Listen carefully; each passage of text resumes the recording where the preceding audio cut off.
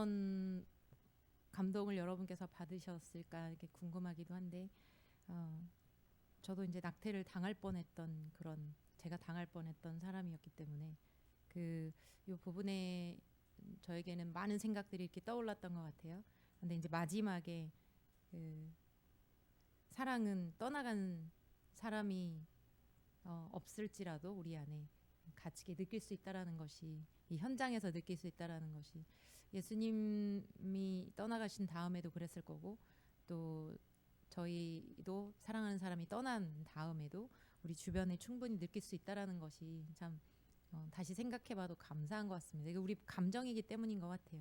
그래서 오늘 이 시간에 이 영상을 보신 여러분의 이후의 생각들과 또 이 시간을 향한 여러분의 마음들을 좀 하나님 앞에 올려드리고 잠시 기도하고 그렇게 시작했으면 좋겠습니다. 같이 잠시 묵상 기도하실까요?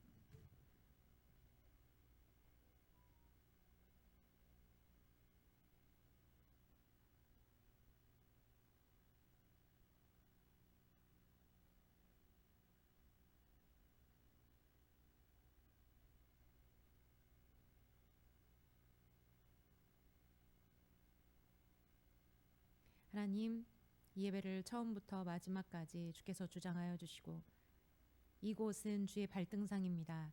하나님이 보좌에 앉으사 오늘도 주님의 그 영광의 빛을 그리고 그 아름다운 빛을 거룩함을 사랑을 경험하고 느끼는 시간 되게 하여 주옵소서. 아버지 발 앞에 앉아서 예수 그리스도의 발 앞에 앉아 성령 안에서 하나님을 기뻐하고 주를 찬양하며 나아가는 주의 말씀을 듣는 시간이 되기를 기도합니다. 처음부터 마지막까지 주님이 홀로 영광 받으시되 주께서 또한 인도하여 주옵소서. 감사하고 예수님의 이름으로 기도합니다. 아멘. 네, 우리 다 같이 일어나셔서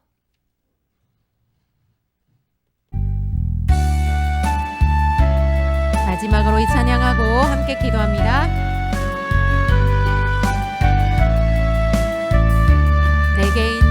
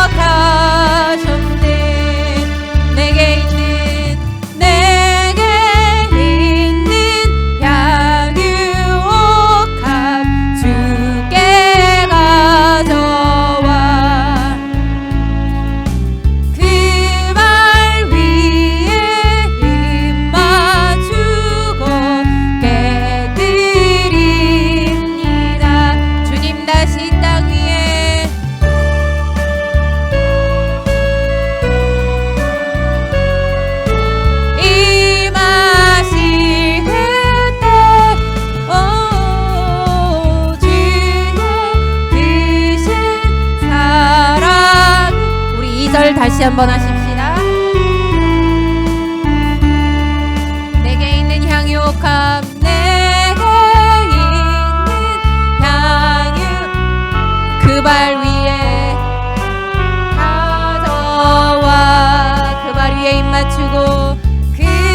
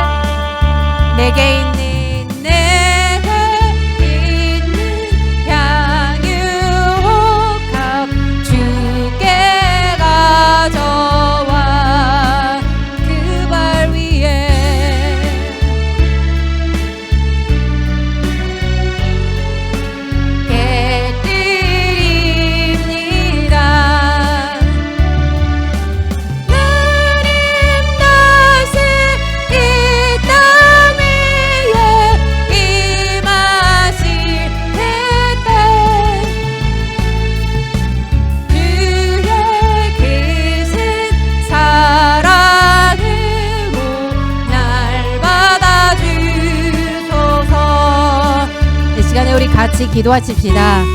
하나님께서 우리 신명기에도 말씀하셨지만 지속적으로 예수 그리스도를 통해서 말씀하신 것은 주 너의 하나님을 온 몸과 마음과 뜻과 정성을 다하여서 사랑하라고 말씀하셨고, 그리고 너 자신과 같이 이웃을 사랑하라고 말씀하셨습니다. 조금 전에 이 찬양처럼 우리 마음의 향유옥합을 우리는 깨뜨리고 있는지 다시 한번 하나님 앞에 지켜보면서 돌아보면서, 하나님 이 시간 하나님 내가 나의 향유옥합을 드립니다. 가장 고귀하고 존귀한 여러분의 보물인 여러분의 마음이고 여러분 자신이 될 것인데, 이 시간에 하나님 나의 마음을 드리오니 받아 주옵소서.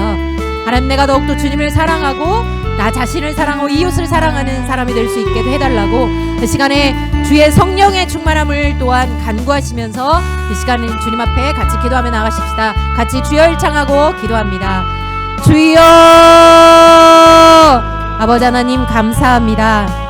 하나님 나에게 주님 다른 어떤 것을 원하시기보다 하나님을 사랑하는 것, 그리고 나 자신을 사랑하는 것, 이웃을 사랑하는 것, 주님이 사랑을 말씀하셨습니다. 하나님은 사랑이시라. 사랑은 오래 참고 온유하며 아버지 또 인내하고 정말 사람들을 향하여 배려하며 또 충성되고 아버지 얼마나 양선을 우리가 또 그렇게 실천하며 살아가야 되는지를 좀 말씀하실 때 온유한 마음과 겸손함, 여러 가지 우리 안에 갖추지 못한 하나님 사랑의 부족한 모습들이 있을지라도 오늘 이 시간에 다시 한번 하나님 앞에 우리 자신을 깨트리며 나아갈 때 하나님께서 그 가운데 임하사 아버지의 사랑으로 부어주시고, 얼마나 그 아버지께서 우리를 사랑하시니 그 사랑이 우리를 다스리사 끊임없이 그 사랑이 우리 안에서 나올 수 있도록 주여 도와주시옵소서. 그래서 우리가 목마르지 않게 도와주시고, 하나님 다윗이 고백할 때 시편에서 주님은 나의 사랑이시라고 그렇게 고백하는데, 그렇게 될 때 아버지 우리 안에 사랑이 부족함이 없습니다. 그 사랑이신 하나님이 우리의 사랑이 될 때 아버지 부족함이 없이 서로 사랑할 수 있는 것만큼 아버지께서 이 시간에 우리 가운데 사랑으로 부어주시옵소서. 역사하여 주시옵소서. 주님 성령으로 충만케 다스려 주사 그 사랑이 어떠한지 지속적으로 알게 하시고 그 사랑 가운데 머물게 하여 주시옵소서. 우리가 이 시간에 한 가지만 더 기도하셨으면 좋겠습니다. 특별히 레바논과 이스라엘의 헤즈볼라와의 그 상황을 여러분이 잘 아실 텐데, 지금 오늘 아침에 제가 급히 그곳에 계신 선교사님들이 계십니다. 또 한인도 138명이라고 또 들었지만 선교사님들도 많이 계시지요. 근데 황성은 선교사 CN이라는 부부가 있습니다. 말레이시아 사람이기도 한데 정말 이분들에게 3주 전에 아기가 생겼어요. 그런데 지금 레바논에서 피난을 나올 수 있는 상황이 아닙니다. 그래서 이들이 잠시 요새가 되는 그런 산 쪽으로 그 팀과 선교팀과 함께 피난을 가 있는 상태이긴 한데, 다행히 인터넷이 되어서 서로 연락은 지금 상황이 업데이트되고는 있습니다. 하지만 이 팀이 또 그 나라가 전쟁 가운데 있는 위험한 상황이기 때문에 하나님께서 이들을 보호하여 주시도록, 특별히 이스라엘과 레바논 그 모든 상황 가운데 헤즈볼라의 전쟁이지만 하나님 그 가운데 정말 민간인들이 피해받지 않게 그 땅을 주님께서 불쌍히 여겨주시도록, 이 시간에 특별히 황성은 선교사와 아이와 CN을 지켜주시도록, 아내를 지켜주시도록 같이 기도해 주셨으면 좋겠습니다. 그 땅 안에 민간인들과 또 선교사님들, 한인들을 위하여서 하나님의 보호하심과, 특별히 해외로 나올 수 있는, 피난 나올 수 있는 비행기가 뜨지 못하고 있는 상황이라고 해요. 그래서 모든 상황들이 열리도록 하나님이 보호해 주시도록 함께 이 시간에 같이 기도하며 나갔으면 좋겠습니다. 같이 기도하십시다. 하나님 아버지 감사합니다. 아버지 하나님이 오늘 이 시간에 이스라엘이 또 아버지 헤즈볼라를 공격함으로 말미암아 많은 인명 피해가 있는 상황이고, 하나님 선교사님들, 그리고 특별히 우리 성은이와 아버지 하나님이여 CN, 그리고 3주 된 아기, 뱃속에 있는 아이를 하나님 앞에 특별히 올려드리오니 주여 시간에 주께서 불쌍히 여겨 주시고 하나님 긍휼히 여겨 주사 하나님의 그 날개 아래 보호하여 주시고, 하나님께서 아버지 비행기도 10월 5일 날로 또 예정되어 있지만 아버지 대기자 명단에 올라 있지만 하나님께서 그 피난 나올 수 있는 상황들이 될 수 있도록 그 팀에게도 허락하여 주시고 이 부부와 아이에게도 허락하여 주셔서 하나님의 특별하신 보호하심 있기를 기도합니다. 하나님 한인들이 아직까지는 피해 없이 또 하나님께서 지켜주셔서 감사하고 하나님 138명의 한인들에게도 하나님께서 지켜주셔서 하나님 곳에서 잘 피난 나가 올 수 있도록 아버지 하나님의 특별하신 보호하심을 위하여 간구합니다. 그 땅에 아버지 많은 정말 주님 폭격을 당하여서 상심하고 있는 유가족들과 다친 사람들과 또 하나님 이미 죽어서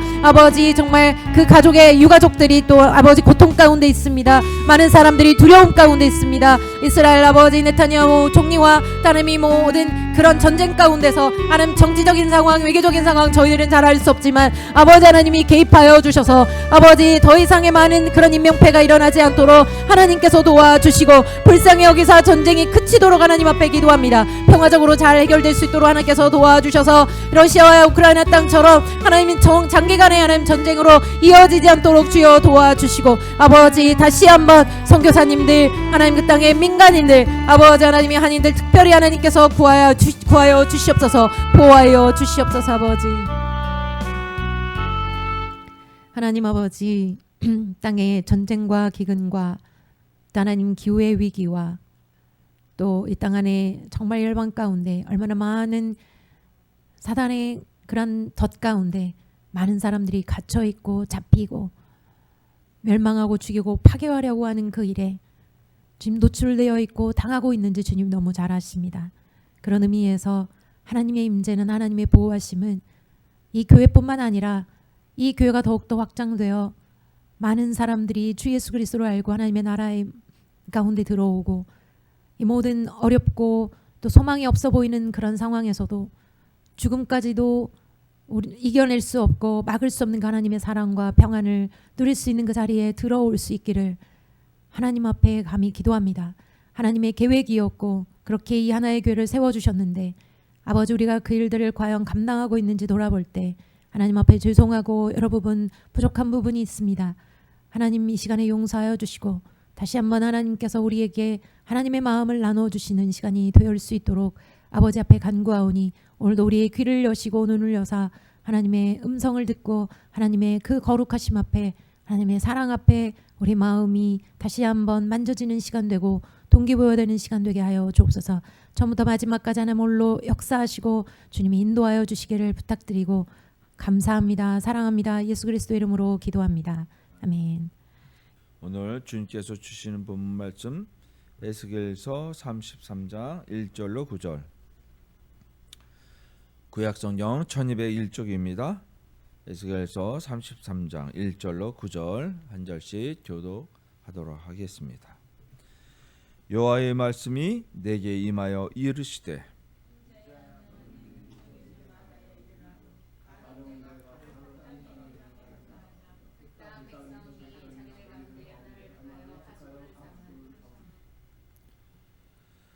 그 사람이 그 땅에 칼이 임함을 보고 나팔을 불어 백성에게 경고하되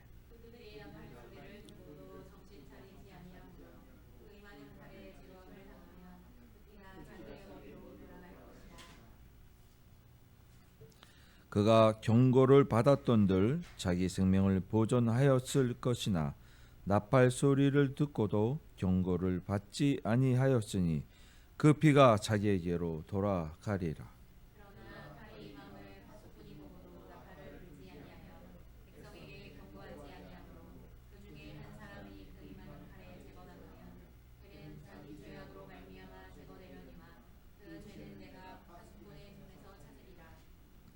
인자야, 내가 너를 이스라엘 족속의 파수꾼으로 삼음이 이와 같으니라.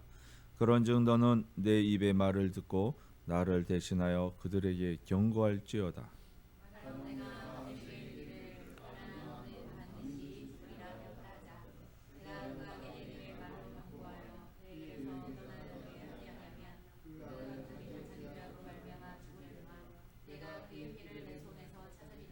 다 함께요. 그러나 너는 악인에게 경고하여 돌이켜 그의 길에서 떠나라고 하되 그가 돌이켜 그의 길에서 떠나지 아니하면 그는 자기 죄악으로 말미암아 죽으려니와 너는 내 생명을 보존하리라. 아멘. 오늘 에스겔서 33장 1절에서 9절 말씀을 통하여 그의 피를 내 손에서 찾으리라라는 제목으로 함께 은혜를 나누시겠습니다. 우리 함께 마음 모아서 함께 기도하십니다. 아버지 하나님, 오늘 이렇게 9월의 마지막 주일을 통하여 아버지 하나님께서 주시는 말씀을 또한 대하고 있습니다. 아버지 하나님의 생명의 말씀이 우리 가운데 뿌리가 내리고 박혀서 터가 굳어져서 아버지 하나님이 원하시는 그 말씀의 선한 열매를 피울 수 있도록 우리의 심령을 수정하여 주시고 우리의 모든 삶을 인도하여 주심으로 아버지 하나님께 영광 드릴 수 있는 자녀로 백성 되게 하여 주시옵소서. 아버지 하나님, 오늘 에스겔서 33장을 아버지 하나님 앞에서 받기에 이 말씀을 통하여 파수꾼을 세워주실 저희들 통하여 아버지 하나님의 주신 말씀을 통하여 받은 사명 감당케 하여 주시옵소서. 모든 영광 올려드리며 우리 주 예수 그리스도의 이름으로 감사하며 기도합니다. 아멘. 예. 조 집사님 많이 피곤하신가 보네 오늘. 예. 어제 늦게까지 뭐 하셨어요?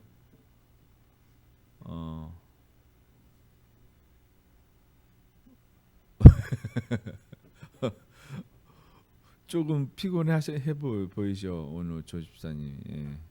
그래서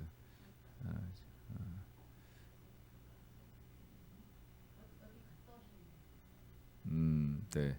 오늘 어디 가신 집 나가신 분이 계셔가지고 못 오셨어요. 예, 집 나가셨다고 하네요. 예, 예, 어디 일보러 가셨나 봐요. 예, 우리 집사님. 예. 우리 함께 이제 9월 마지막 날에 벌써 사실은 여름이 끝난 지가 지금 뭐 한 일주일 열흘 됐나요? 그렇게 늦게 여름이 있어가지고 올해 참 힘든데 또 겨울이 또 빨리 온다고 해요. 또 그냥 오는 것도 아니고 굉장히 강한 한파를 예고하고 있습니다. 굉장히 더운 여름을 통하여 올해 지나가더니 또 추운 겨울로 또 다가오네요. 예. 그 미처 이제 이 나무들도 아직도 파래요. 여름 옷을 입고 있는데 아마 금방 또 떨어질 것 같은데 도대체 종을 잡을 수가 없습니다. 계절은 우리에게 사인을 줘요, 그죠? 봄, 여름, 가을, 겨울을 통해서 4계절이 있어서 생명이 나고 자라고 열매 맺고 또 지어서 또 옷을 벗는 그런 사이클이 있습니다. 우리는 그것을 이제 계절이라고 표현하지만 그것을 이제 성경에서는 절기 또는 모에드라는 말로 표현해요. 모에드. 징조를 뜻하는 말이고 그것을 통해서 우리에게 분별하라고 주시는 거예요. 그러니까 옛날에 우리가 농사 절기를 지켜서 추분이 되고 또 입추가 되면은 그 계절이 다가온다는 그 농사의 절기를 우리가 미리 알았잖아요. 그렇듯이 우리가 준비하기 위해서 사인이 있다라고 생각하시면 되는 것이고 성경도 똑같아요. 하나님의 말씀도 우리에게 사인을 먼저 항상 주세요. 사인을. 그래서 이 모든 성경은 하나님께서 미리 선지자나 성경 말씀을 통하여 말하지 아니하시고 말씀하지 아니하시고 행하시는 것이 하나도 없다고 해요. 그래서 우리 짧은 인생 가운데에서도 성경 말씀을 통해서 주시는 말씀이 계실 거예요. 각자가 다 달라요. 그래서 우리는 그거를 찾기 위해서 성경을 읽는 것이고 나에게 다가오는 하나님은 어떤 모습으로 나의 이런 모습 속에서 하나님을 어떻게 만날 것인가 이렇게 우리는 하나님을 대하고 있는 것입니다. 오늘 에스겔서에서 이야기하고 있는 것은 뭐냐면 이런 이야기예요.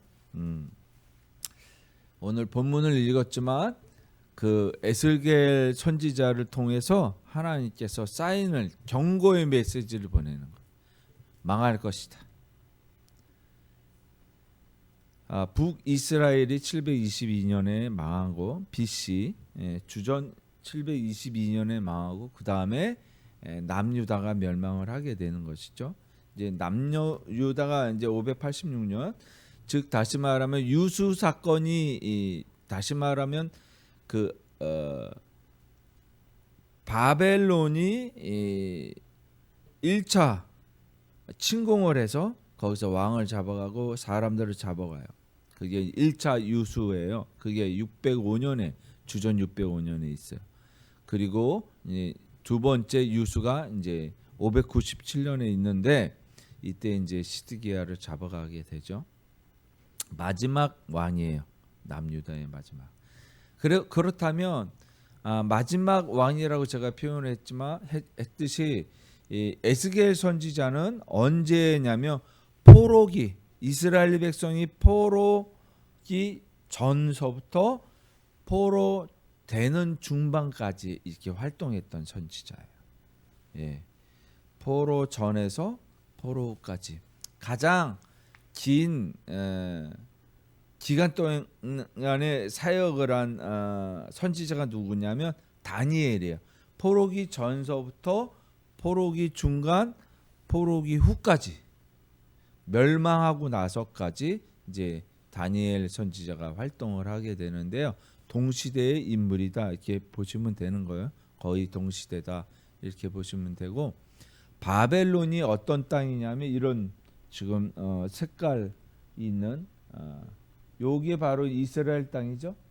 예, 그 이스라엘 땅에서 보면은 이렇게 넓은 지역을 통해서 사실은 이쪽까지도 이렇게 이제 여기도 강대해졌다가 이제 조금 줄어든 형국이에요. 예, 여기에 아수르가 있죠. 그 아수르가 여기에 있었다가 아수르가 쉽게 말하면 여기에서 북이스라엘을 멸망시켜요. 아수르가. 근데 그 아수르가 어떻게 해요? 성경에서도 나와 있는데 아수르가 침공했을 때 멸망당하지 않은 나라가 어디 있느냐 이렇게 성경에서 이야기하거든요. 근데 그것이 이루어져요. 멸망당한 게 누구한테 멸망을 당하냐면 바벨론. 지금 여기 있는 바벨론. 예. 바벨론에게 멸망당. 그래서 북이스라엘이 아수르에 멸망당하는데 너무 재미있는 것 중에 하나가 뭐냐면 아수르의 왕 벨사살. 그죠? 벨사살. 왕이 이제 마지막에 느부갓네살. 그다음에 벨사살이 있을 때 손에 뭐라고 손이 나와가지고 벽에다가 만찬을 지지고 술을 마시는데 뭐라고 쓰는 거예요. 글씨를. 이것을 누가 푸느냐면 다니엘이 푸는 거죠. 그러니까 다니엘이 너 죽을 거야 쉽게 말하면 그 이야기예요. 그걸 풀어준 거예요. 너 이제 끝났어. 그 이야기를 하는데 정말 끝나고 그냥 흐지부지 아수르가 바벨론에게 멸망을 당해요. 이 바벨론은 또 이제 나중에 605년에 걸쳐 605년 그 후에 이제 멸망을 당하게 되는데 누구한테 멸망을 당하느냐? 그 다음이 다니엘서에 보면 금신상 있죠, 금신상, 그죠? 머리에는 금, 느부갓네살 왕입니다. 이 바벨론을 뜻하고 가슴에는 은이 있어서 뭐예요? 가슴에는 메대와 바사, 페르시아. 페르시아가 여기 있죠. 예. 여기 수사 있죠. 수사. 그죠? 이게 수상궁에 있었어. 어디서 들어본 것 같죠? 에스더서에. 그죠? 그렇게 배경이 되는 거예요. 그래서 바사, 페르시아의 멸망을 당하는데요.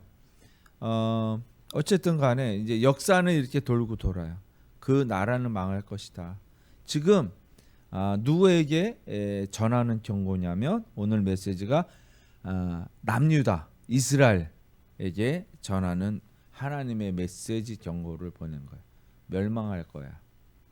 여태껏 이제 어떻게 지금 48장으로 나누어져 있어요. 이 에스겔서가 1장에서 이제 우리가 보는 지금 이 33장 전까지 24장까지는 심판에 관한 거예요. 32장까지는 심판에 관한 거예요. 심판에. 그러니까 모든 나라들 열방들도 심판할 것이다.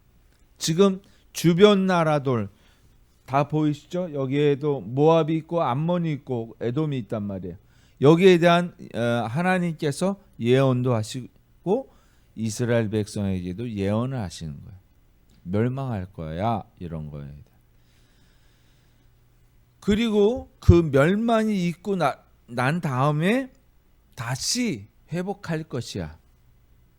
다시 회복할 것이야 라는 것으로 나눠져 있어요. 32 전까지 33부터 48까지 이렇게 되어져 있어요. 그래서 그 경고를 주시는데 오늘 본문은 뭐냐면 이런 거예요.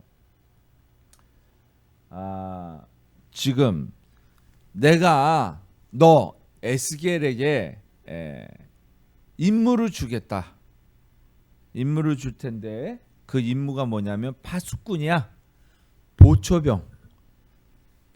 그것을 쉽게 말하면 이제 관측병이라고도 많이 하잖아요. 포대에서는 또 관측병이라고 어디에 뭐 포탄을 떨어뜨릴 것이고 또 그 역할을 무엇이 누가 하냐면 수색대가 하고 또 비행기가 하고 그런단 말이에요. 지금 오늘날 전쟁에서는 그렇게 하는데 옛날에는 망대를 세워가지고 성벽 모퉁이에는 망대가 더 올라가 있잖아요. 더 멀리 볼 수 있게끔 거기에 보는 사람이 파수꾼이란 말이죠. 이 파수꾼을 세웠는데 자 한번 내가 얘기를 할 테니 잘 봐라. 인자야 사람아 이 얘기야. 인자야 어디에 또 있죠? 인자야 이렇게 예수님도 그렇게 말씀을 하셨죠. 인자가 땅에서 들리신다라는 말씀을 본인에 대해서 얘기를 하시는 걸 볼 수가 있어요. 그죠? 그래서 인자야 에스겔아 너 민족에 대해서 내가 너를 파수꾼으로 세웠는데 네가 파수꾼 역할을 잘 감당해야 되는데 근데 네가 내 말을 전했는데 그들이 말을 듣지 않으면 그들에게 화가 미칠 것이야. 그 얘기예요. 지금 요 5절까지가. 그러니까 내가 너를 한 사람을 파수꾼을 세웠어. 근데 적이 들어와서 칼을 들고 오는데 내가 칼을 들고 온다고 경고를 네가 했는데 그 사람들이 가만히 있었어. 그래서 죽었다. 그 사람들 죄야. 그 사람들 책임이야. 그런데 6절부터 9절까지가 또 무슨 말이냐면 이런 말이에요.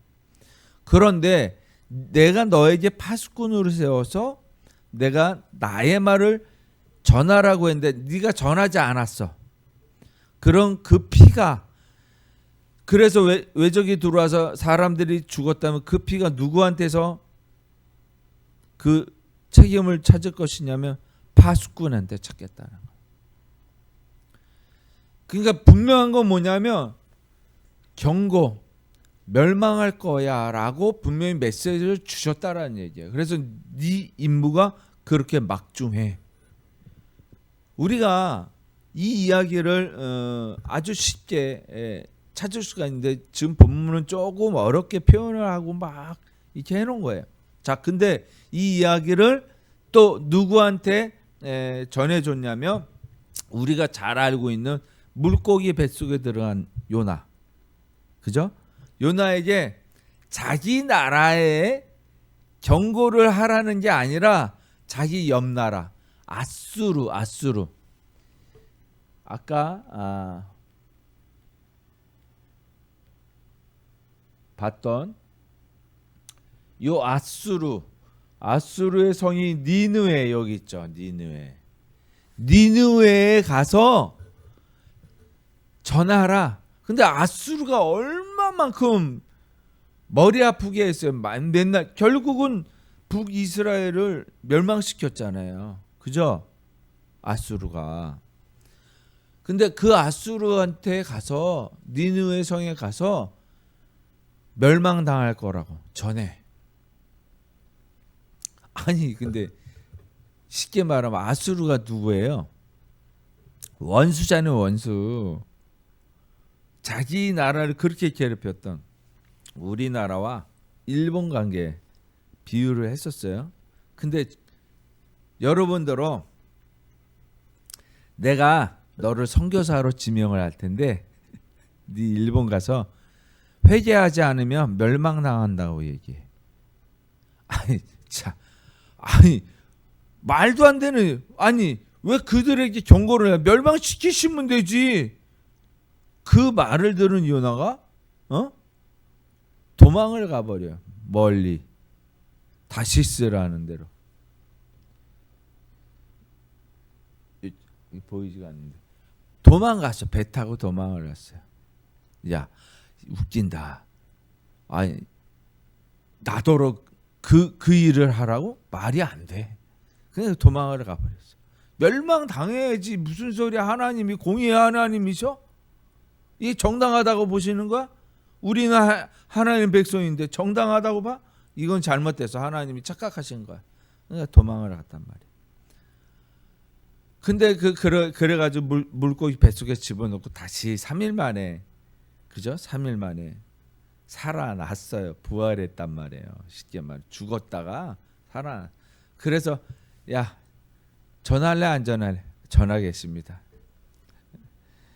아유 먹고 죽어야 이승에 가서 때깔도 좋다고 뭐 그런 얘기도 있잖아요. 야 차라리 여기서 살고 전하는 게 낫겠다. 이제는 마음을 고쳐먹었어. 자기가 더 중요한 거야. 그래서 전했어요. 근데 3일길을 가야 될 거를 하루 만에 쌩 가버린 거예요. 그러면서 열심히 우리가 옛날에는 요즘 이제 그 종이 신문 잘 없지만 그죠? 거의 인터넷 신문 보시잖아요. 옛날에는 종이 신문 호해요 하고 뿌렸잖아요. 뭔 일이 있으면 금방 그게 막 호해 뿌리는 애들이 막 그냥 그 신문 저희가 막 그냥 뛰어다니면서 막 뿌리잖아요. 그렇듯이 그 호해를 너네 멸망할 거야.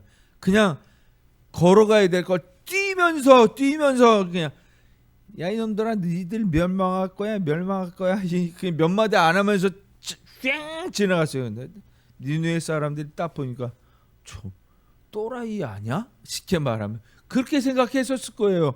그것도 이스라엘 백성이란 말이에요. 그렇잖아요. 요나 선지자.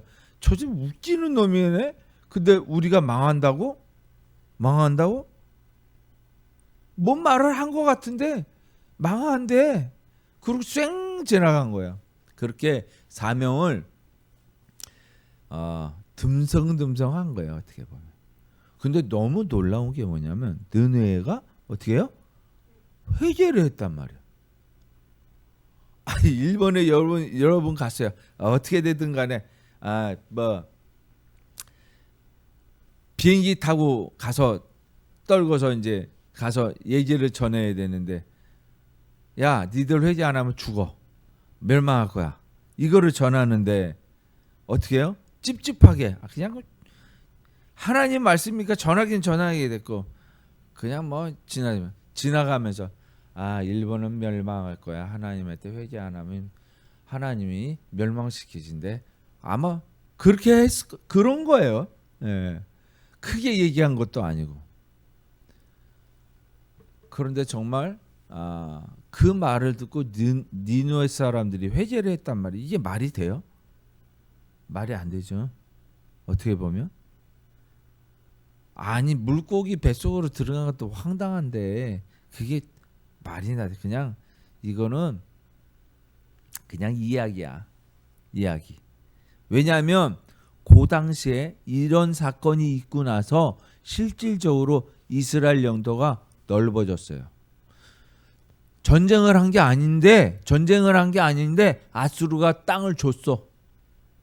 웃겨. 그런 일들이 벌어져. 영토가 더 벌어졌어. 넓어졌다니까요. 되찾은 거죠. 이스라엘 영토를.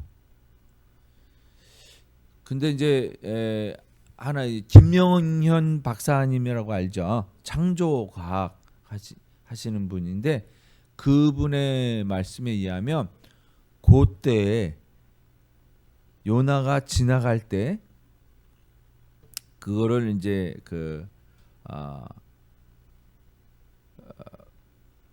역추적해서 그때 시간을 딱 맞춰 보니까 천지의 그 운행, 해와 달의 별들의 운행들이 있잖아요. 그거를 딱 보니까 어떻게 해요? 쇳 하고 지나가는 그 날짜에 희한하게 니느웨의 개기일식 갑자기 해가 가려서 새카매진 거예요. 밤이 돼버린 거예요.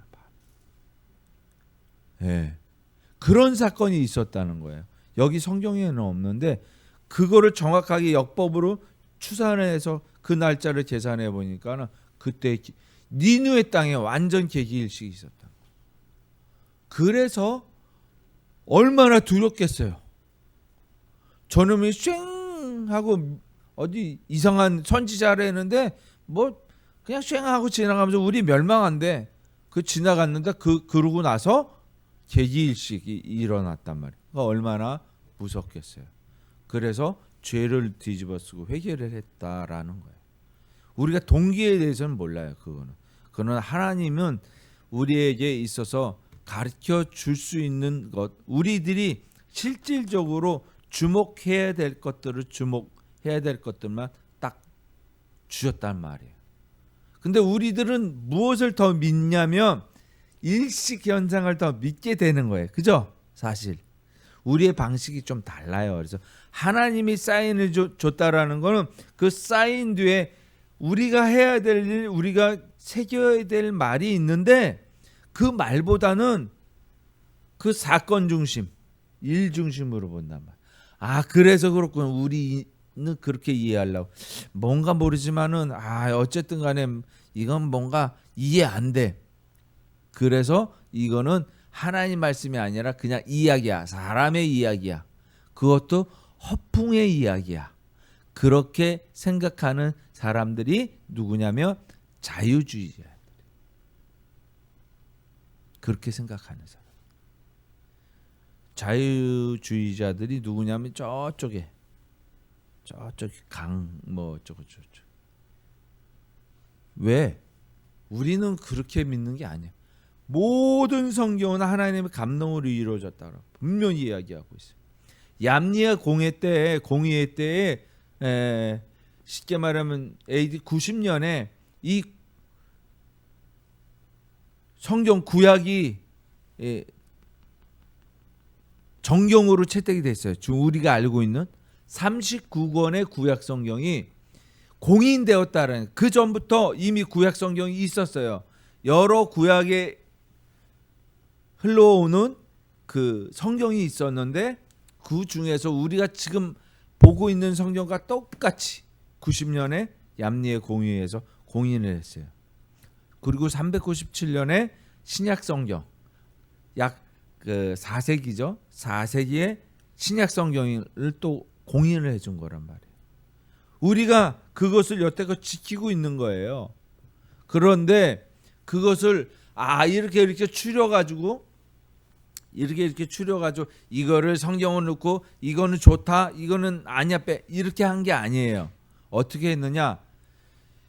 모든 사람들이 일반화되어서 읽고 있던 것이 39권의 구약 성경이 있었던 거야. 거기에서 전부 다 공통적으로 보니까 그거를 간추린 거고, 신약 성경도 마찬가지인 거예요. 모든 세계 가운데에서 그리스도를 아는 사람들이 그 본문을 읽었던 서신이나 여러 가지 복음서들이 읽혀졌던 게 뭐냐면 신약 성경이에요.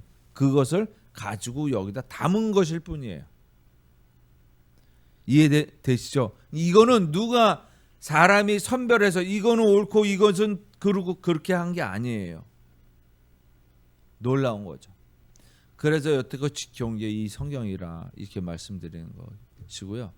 분명한 건 그래서 우리가 알고 있듯이 에스겔 선지자를 파견을 해서 이스라엘 망한다, 남유다 망한다 이렇게 경고장을 날리고 있었다라는 거예요. 하나님께서는 이 경고장을 보냈는데 그때 이스라엘 백성들이 말을 들었느냐? 안 들었다라는 거예요. 그래서 그 피가 누구에게 돌아갔다? 에스겔에게 돌아간 게 아니라 이스라엘 백성에게 돌아갔다는 거예요. 이스라엘이 왜 망했느냐? 파수꾼을 세우지 않아서 망했느냐? 하나님이 경고를 보내지 않아서 망했느냐? 아니란 말이에요. 아니에요. 왜? 네.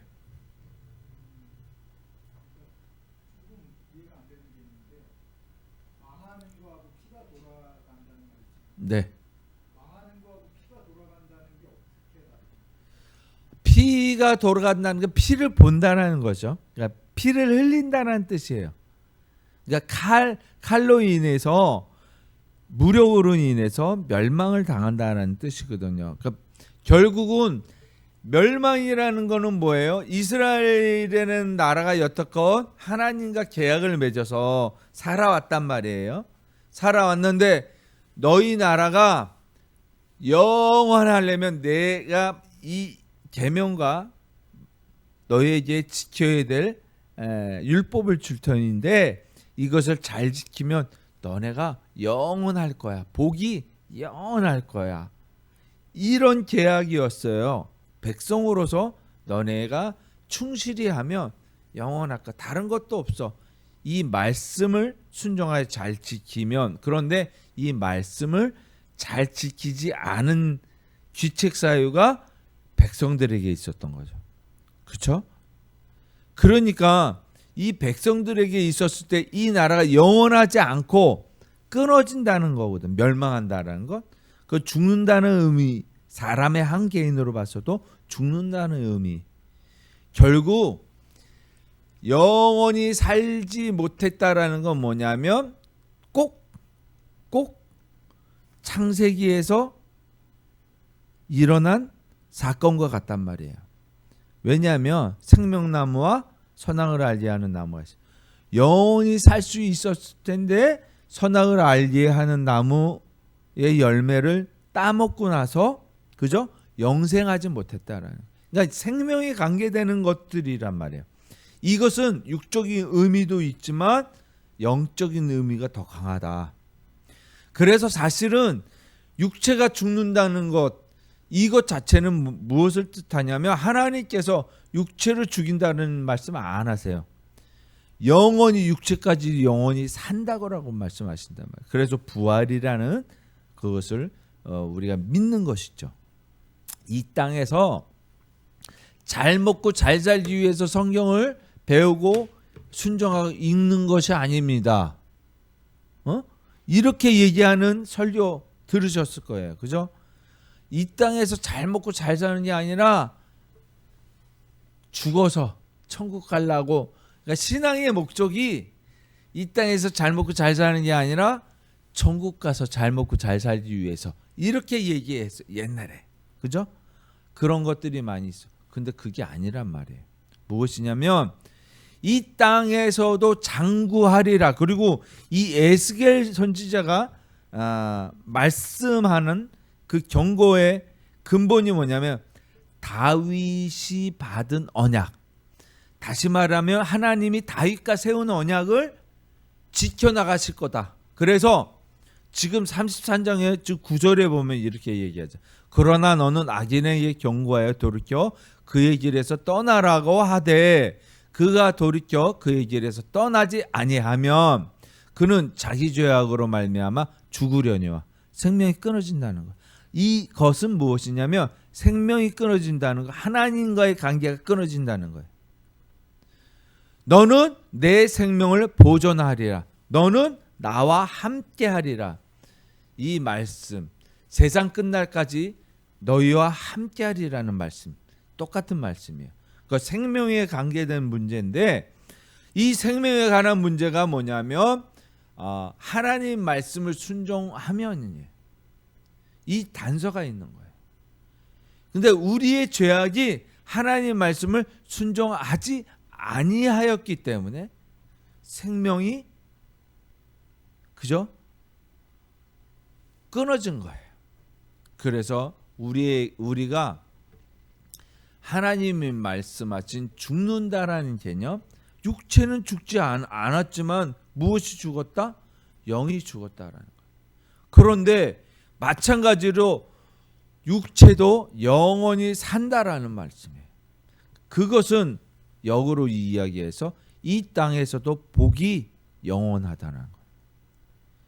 이스라엘이 망하지 않았을 텐데, 다윗의 언약이라는 것은 너희 대가 끊기지 않고 영원하겠다는 다윗과의 언약을 그죠? 맺으셨단 말이야, 하나님이.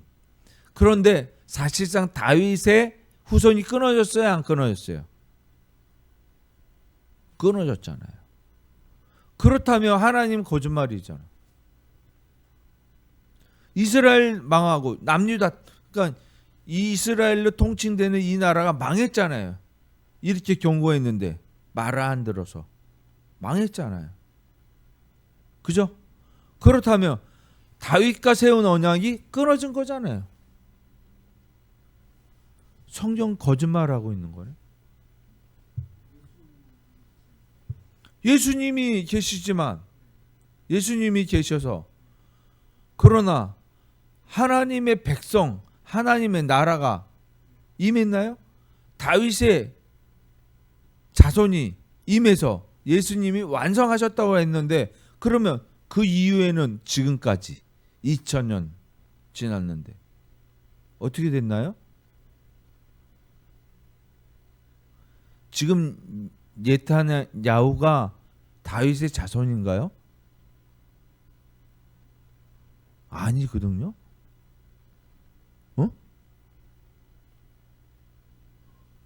하나님 거짓말하신 거잖아요. 우리가 여기에서 의문점을 가져야만 돼요. 왜 그러냐면, 이것을 이야기하는 것이 뭐냐면 이중 예언이라고 얘기해요. 이중 언약이라고 하는 거예요. 이것은 무엇을 얘기하냐면 예수 그리스도로 끝난 거예요. 끝난 거예요. 그러니까 요 방주 안으로 들어간 자들, 방주가 있는데 그 방주 안으로 들어갔느냐, 예수 안으로 들어갔느냐. 그럼 내가 지금 현실을 살아가는 내가 예수 그리스도 안에 있느냐란 말이에요. 그렇지만 현실 세계에서는 정말 다윗의 나라가 이루어졌느냐, 이것을 뭐냐, 안 이루어졌다. 이것은 무엇을 얘기하냐, 정말 언약이에요. 마지막 때의 심판에 이루어질 것이에요. 이 땅에 그것이 계시록에 쓰여져 있는 거예요. 이 땅에 있는 자들도 살아서 들리는 거죠. 무슨 얘기인지 아시겠어요?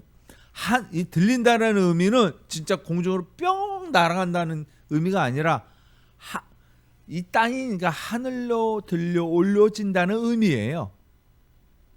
휴거를 우리가 뭐 뿅뿅뿅뿅뿅 가겠지. 영화 보면 갑자기 무슨 뭐 슉슉슉슉 뭐 갑자기 옷만 입고 막 그렇게 표현할 수가 있어요. 이거는 뭐냐, 이미지라고 하는 거예요. 이미지 언어예요. 그게 휴거라는 거는 이미지 언어예요.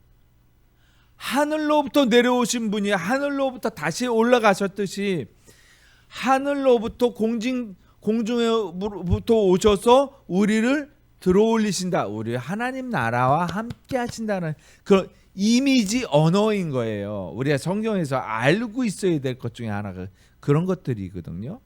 우리가 너무 직설적으로 이것을 해석을 하면 그런 오해를 살 수가 있는 거예요. 이해되죠?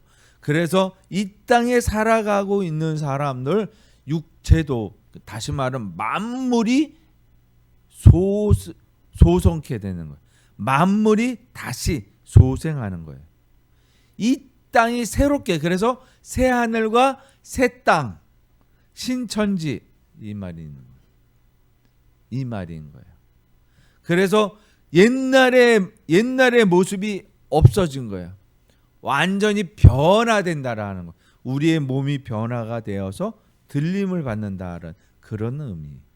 그래서 사실은 이 물질도 악하게 되어버렸다라는 거. 누구 때문에? 우리 아담 때문에. 그죠? 저주받았잖아요. 이 땅 자체 물질 세계가. 근데 이 물질 세계도 이제는 새롭게 변화가 된다. 이게 종말 언약. 다시 말하면 이 세상이 변화가 되고 나라가 세워지고 하나님 나라 왕국이 세워지는 것은 우리가 복음을 전해서 우리가 세우는 게 아니라 하나님이 세우시는 거예요. 그래서 하늘로부터 뭐가 내려와요? 성전이 내려와요. 예루살렘. 어린 양이 내려와요. 하나님 나라. 우리가 이제 그거를 이제 나중에 좀 자세히 이야기할 경우가 있을 터인데 그것을 이제 이미지 그림 언어로 보시면 되는 거예요. 그거는 직접적으로 푸는 언어가 아니에요. 그러니까 이미지화된 언어이기 때문에 그럴 은유가 있다라는 거예요. 하늘로부터 오기 때문에 그런 표현이 있는 거고 땅으로부터 오기 때문에 그런 표현이 있는 거예요.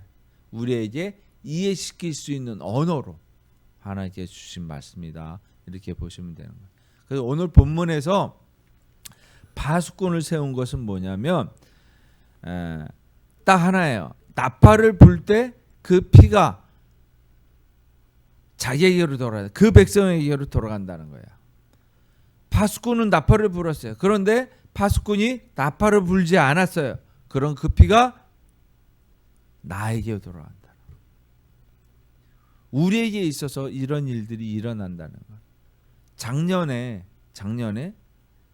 여중생 하나가 인터넷에서 궁금하여서 필로폰을 0.05g을 구입해서 마약 투입을 했어요.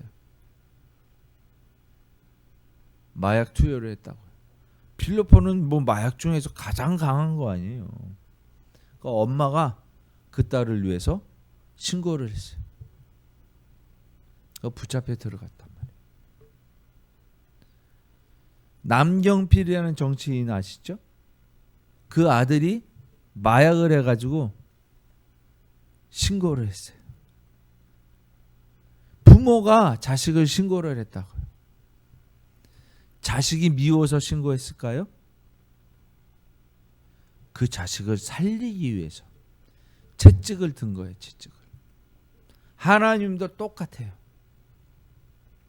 권사님 강아지 산책하다가 그 강아지 살리려고 큰 개가 달려드니까 몸을 움직이다가 넘어지셨대요. 우리가 애완동물도 그렇고 한 가족으로서 우리가 그 보호하고 사랑하는 마음이 있기 때문에 그러는 거잖아요. 그것이 없으면 하나님도 우리에게 이렇게 지겹도록 잘해 안 하세요. 안 들어. 끝까지 안 들어. 이 방법밖에 없을 때 하나님께 매를 드시는 거예요. 그래서 그 사인을 누구한테? 에스겔을 통해서 사인을 주시는 거예요. 첫 번째가 누가복음 7장에 이제 예수님이 말씀하신 건데요. 이렇게 말씀하십니다. 비유하건대 아이들이 장터에 앉아 서로 불러 이르되 우리가 너희를 향하여 피리를 불어도 너희가 춤추지 않고 우리가 곡하여도 너희가 울지 아니하였다 한가 같으니라. 예수님이 이 땅에 예루살렘 성에 딱 들어왔을 때에 그들이 했던 것들이 뭐예요? 영 그냥 하나님의 말씀을 순종하지 아니하고 그냥 흥청망청 그렇게 사는 거예요. 어떻게요? 서기관들, 바리새인 종교인들, 제사장들, 예? 모든 율법학자들, 이 사람들이 다 하나님 말씀과 반대되지, 다시 말하면 사꾼으로, 자기들의 배불리기 위한 도구로밖에 사용을 안 했다는 거예요. 너네가 공감하지 않았잖아. 하나님께 공감해, 하나님을 이해하지 못했잖아 라고 말씀하신 거예요. 이 말씀이 얼마나 가슴이 아프셨을까요. 그래서 예루살렘 성전을 청소를 하시고 정결 예식을 끝내시고 그 하나님의 성전이 돌 위에 돌 하나도 남지 않겠다는 예언을 하신 거예요. 예수님이 멸망할 거야. 깨끗하게 될 거야. 그런 말씀을 하신 거죠. 얼마만큼 벳세다야, 도대체 얼마만큼 너네들이 반역을 하고 얼마만큼 너네들이 잘못을 할 것이냐라고 말씀을 하셨던 거예요. 요한복음 10장 읽어볼게요. 시작. 내가 진실로 진실로 너에게 이르노니 문을 통하여 양의 우리에 들어가지 아니하고 다른 데로 넘어가는 자는 절도요 강도요 문으로 들어가는 이는 양의 목자라. 문지기는 그를 위하여 문을 열고 양은 그의 음성을 듣나니 그가 자기 양의 이름을 각각 불러 인도하여 내느니라. 자기 양을 다 내놓은 후에 앞서가면 양들이 그의 음성을 아는 거로 따라오되 타인의 음성을 알지 못하는 거로 타인을 따르지 아니하고 도리어 도망하느니라. 이게 양의 우리를 만들어 놓고 그 우리에서 이제 먹이를 향하여 목자가 그 문을 열고 일로 나와 이러는데, 일로 나와 하는 목소리를 양은 알아듣고 쫓아 나온다는 거예요. 그런데 일로 나와 하는데 주인이 아니야. 안 따라간다는 거예요. 양은. 양이 잘못이냐? 누가 잘못이냐? 도둑놈이 잘못이라는 거예요. 그러니까 누가 도둑이냐? 너네 종교인들이 잘못이잖아. 오늘날 현대교회에서 이 강대상에서 설교를 하고 하나님의 말씀을 선포하는 것이 하나님의 말씀을 전하는 것이 맞아요. 이 강단에서 왜 강단이 높이 설치되어져 있을까요? 제가 높아서요? 아니에요. 제가 높아서 하는 것이 아니라 여기에 있는 그 말씀이 높기 때문에 우리보다 아버지 하나님 말씀이 우선이기 때문에 강대상을 높이 세운 거예요. 그래서 강대상에서 선포하는 말씀은 하나님 말씀으로 받는 거예요. 사람의 말로 받는 게 아니라고요. 비록 잘못된 목자가 전할지라도 그것이 어느 누구에게는 하나님이 내게 하시는 말씀 같다 이렇게 받는 사람이 있다라는 거예요. 그러니까 모든 사람이 사람의 말로 받아들인다라는 거예요. 아, 우리 목사님은 이렇게 해서 재미도 없어. 이 설교 중에 유머를 좀 넣고 그러지. 이렇게 사람의 말로 판단하는 게 아니라는 거예요. 어디에 집중하냐? 하나님 말씀에 집중하는 거예요. 내게 주시는 하나님 말씀이 그 가운데 무엇이 있지? 라고. 그래서 이것이 개혁주의의 전통이에요. 그래서 모든 것들은 성가대, 파이프 올간, 거룩한 성복을 입고 싹 없애버린 거예요. 그림 같은 거 다 뜯어버린 거예요. 그 개혁이 그것이 개혁인 거예요. 오로지 하나님 말씀에만 집중하는 것. 그래서 하나님 말씀을 높여서 강대상을 높인 거예요. 나는 겸손해서 이 강대상도 높이지 않고 평으로 만들어서 똑같이 여러분과 같은 입장에서 겸손한 것 같지요. 그건 교만한 거예요. 그리고 하나님의 말씀을 선포하지 않은 몰각한 목자인 거예요. 우리에게 있어서 의미, 그림의 의미, 위치의 의미가 위치 언어가 되는 것이고 그림의 언어가 되는 것이에요. 그래서 다시 한번 우리가 바라봐야 될 거는 하나님께서 그 아들을 보내셔서 그 아들로 인해서 믿는 자들, 아들 안으로 들어오는 자에게는 생명의 구원의 표를 주셨다라는 거예요. 이것이 우리가 믿는 믿음인 거예요. 근데 이 믿음이 없으면 구원받지 못하는 거예요. 선한 목자라고 분명히 11절에서 계속 나옵니다. 그래서 나는 선한 목자다. 선한 목자는 양들을 위하여 목숨을 버리거니와 이렇게 말씀하고 있는 거예요. 그래서 결국 주님께서 목숨을 버리신 거예요. 우리를 위해서. 왜? 양의 우리가 있는데 누가 왔어요? 이리가 왔어요. 늑대가 왔어요. 그 늑대랑 싸워서 죽으신 거예요.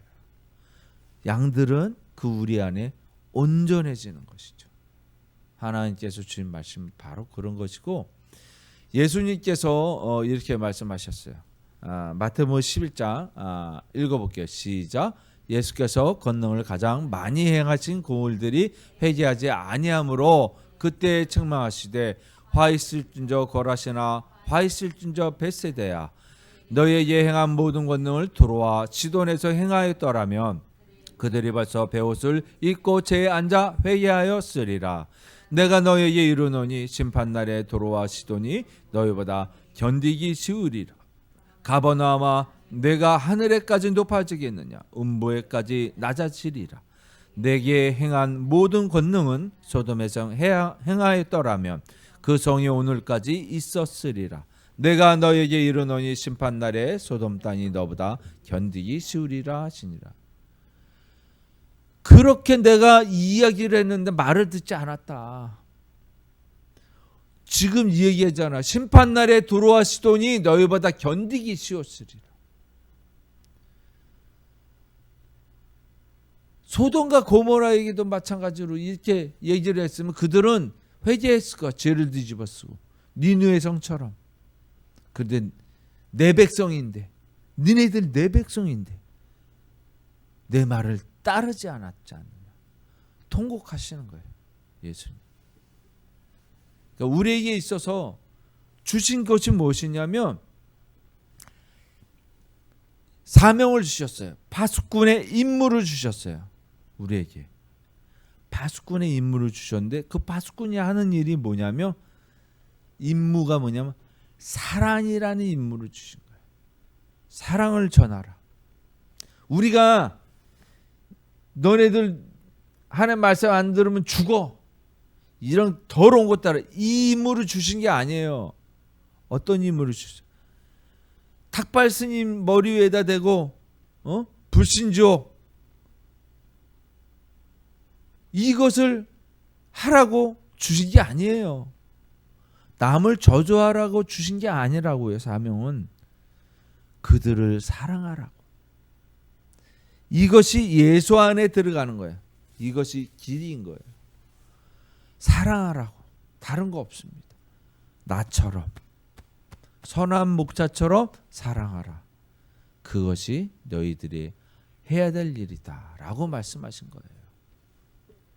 우리에게 마지막 불꽃은 딱 한마디예요. 이 말씀인 거예요. 마태복음 28장 이렇게 써 있어요. 함께 읽어볼게요. 시작. 그러므로 너희는 가서 모든 민족을 제자로 삼아 아버지와 아들과 성령의 이름으로 세례를 베풀고 내가 너희에게 분부한 모든 것을 가르쳐 지키게 하라. 볼지어다 내가 세상 끝날까지 너희와 항상 함께 있으리라 하시니. 뭐 하라고 그랬다고요? 세례를 주라. 말씀을 전하라. 사랑, 세례라는 것은 깨끗이 단장을 한 거예요. 씻은 거예요. 더러워져 있는 불순종의 말씀으로 더러워져 있는 세상을 사랑으로 씻거라, 씻어라 이 말씀이에요. 그런데 이 말씀에서 더 중요한 말씀을 우리가 빼먹어요. 요게 18절이에요. 읽어볼게요. 시작. 예수께서 나와 말씀하여 이르시되 하늘과 땅의 모든 권세를 내게 주셨으니. 하늘과 땅의 모든 권세를 누구에게? 예수님에게.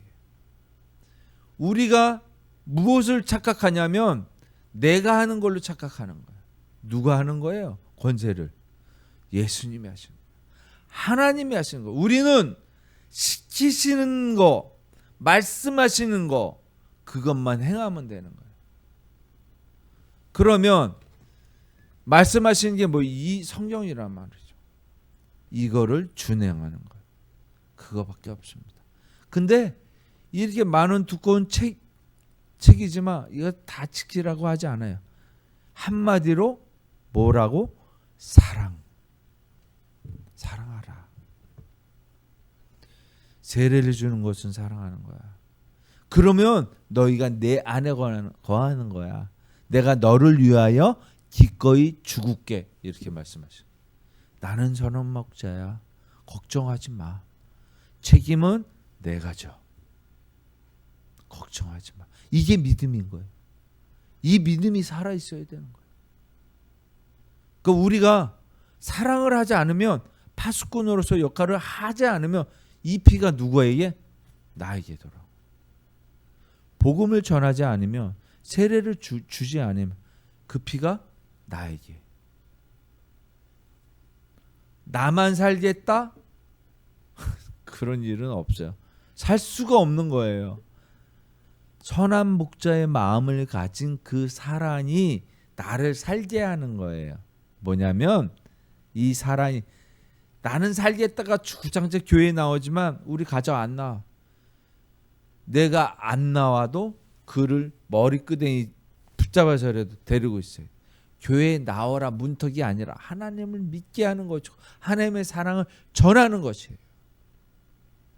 이게 파수꾼의 임무예요. 그 피를 누구에게? 나에게 주겠다. 그래서 파수꾼이 되신 여러분들이 이제는 파수꾼의 위치를 아시고 파수꾼의 역할을 아셔서 그 놀라운 주님의 사랑을 전하는 저와 여러분이 되도록 주의 이름으로 축원하겠습니다. 함께 기도하십니다. 아버지 하나님 감사합니다. 오늘 에스겔서 33장을 통해서 파수꾼의 경성함, 파수꾼을 삼으신 아버지 하나님 말씀을 전했습니다. 아버지 하나님, 우리가 불순종하여 그 피를 우리 손에서 찾게 하지 마시고, 우리가 아버지 하나님 말씀에 순종하여 그 피를 믿지 아니하고 경성하지 아니하는 자에게 돌려 주시옵소서. 아버지 하나님의 자녀가 이제 거룩하신 우리 주 예수 그리스도의 보혈의 피로서 깨끗이 씻음을 받았듯이 우리가 그 피로 우리의 이웃을, 우리의 가족을 살리게 하여 주시옵소서. 아버지 하나님, 그리 역사하여 주실 것을 믿사오며 우리 주 예수 그리스도 이름으로 기도합니다. 아멘. 네, 임 집사님 대신 이제 좀 바꿔가지고 제가 하게 됐는데, 이제 파수대라는 게 원래 목사님이 여호와의 증인 아니에요?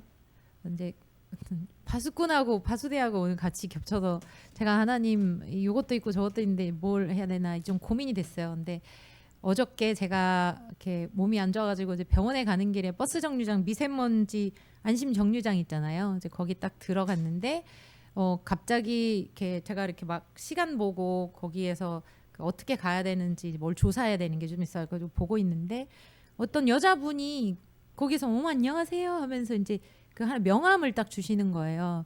그러면서 뭐 여기에 저는 이런 곳에서 나왔는데 하는데 JW가 딱 써 있더라고요. 그리고 그 뒤에 좋은 성경 말씀이 있어서 그렇다고 이렇게 저한테 딱 주는데 이게 뭐예요 하고 딱 봤는데 JW 그래서 이게 여호와 증인이구나. 이게 JW 제호바스 위트네스거든요. 그래서 이거 여호와의 증인이네요. 그랬더니 어떻게 하셨어요? 그러는 거.